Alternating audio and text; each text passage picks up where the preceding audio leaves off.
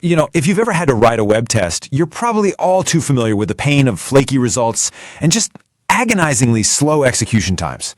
For years, that's because we've been trying to remote control a browser from the outside. But today, we're going to talk about a fundamental shift in thinking, a faster, way more reliable approach that actually works from the inside. We are, of course, talking about Cypress.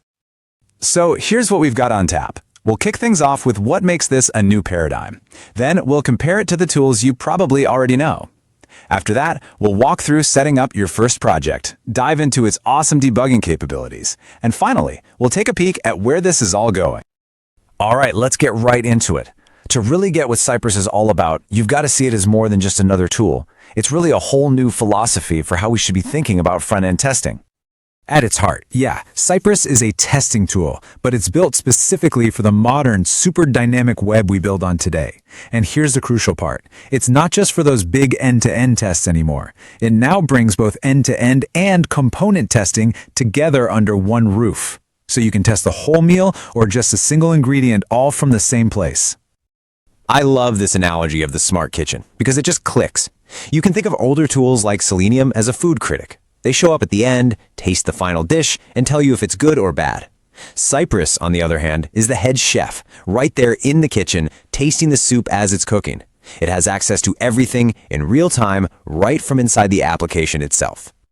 And because it's in the kitchen, you get some amazing advantages. Time travel isn't just a fancy name for logs. You can literally see a snapshot of your app at every single step. Automatic waiting is a lifesaver. It pretty much kills the #1 cause of flaky tests by just waiting for things to be ready. Add in real-time reloads that rerun your tests the second you hit save, and full network control to fake server responses, and you've basically solved the biggest headaches of web testing. Okay, so to really understand why this is such a game changer, we need to talk about the architecture. Let's compare Cypress to a tool I'm sure most of you have used before, Selenium. This table really lays it all out. See, Selenium WebDriver runs outside the browser and sends commands over a network. That network layer, no matter how fast, always adds a bit of delay. Cypress, though, it runs inside the browser in the exact same run loop as your app's own JavaScript. That means it has native access to everything, the DOM, the window, you name it. Commands are instant, which makes tests way faster and a whole lot more reliable. And this is the perfect way to think about it. Selenium is like a translator. It's passing messages back and forth, and there's always a little delay, a little room for miscommunication. Cypress is a native speaker. It's talking directly to the browser in JavaScript, its native tongue. The whole conversation is seamless and instant. So knowing about that huge architectural advantage, let's get practical. How do you actually get started? Well, you'll be happy to know that setting up a project is incredibly simple and fits right in with modern development practices. Yep, it's really that easy. As long as you have a recent version of Node.js on your machine, it's just one command to install Cypress. That's it. No messing around with separate drivers or external servers. It just works.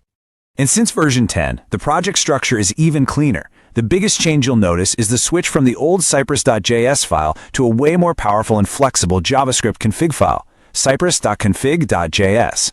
That, plus a dedicated folder for your end-to-end tests, keeps everything super tidy. Think of it like this.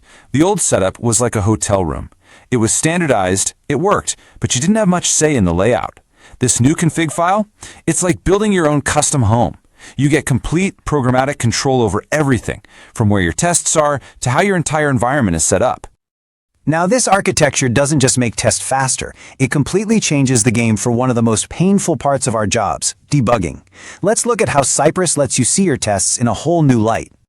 It all kicks off with one simple command, npx cypress open. Now, this doesn't just fire up tests in your terminal. Oh no, it opens up this beautiful graphical Cypress launchpad. From there, you can pick your browser, choose if you're doing end-to-end or component testing, and launch the interactive test runner. And this is where the real magic happens. Trying to debug with old-school console logs is like watching grainy security footage after something bad has already happened. With Cypress, it's like you have a time machine.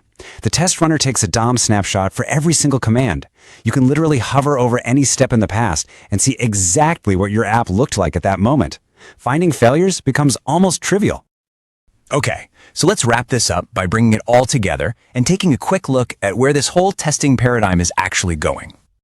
So, what are the big things to remember? First, the paradigm shift. We're not remote controlling browsers anymore. We're living inside them. It's a fundamental change. Second, that modern cypress.config.js structure, That's not just a nice to have. It's the new professional standard. And finally, you should know that this is a tool with its eyes on the future, already baking in the next wave of tech. For instance, we're already seeing some experimental features popping up, like Cypress.prompting. This uses AI to let you generate test code just by describing what you want to do in plain English. I mean, that's a pretty clear signal of where all this is headed, right? And that brings us to one final, pretty provocative question. As these tools get smarter, as they start to understand natural language and can generate their own code, we have to ask ourselves, what does the future look like for the person writing the tests? Is the era of meticulously handcrafting every single test, line by line, actually coming to an end? Something to think about.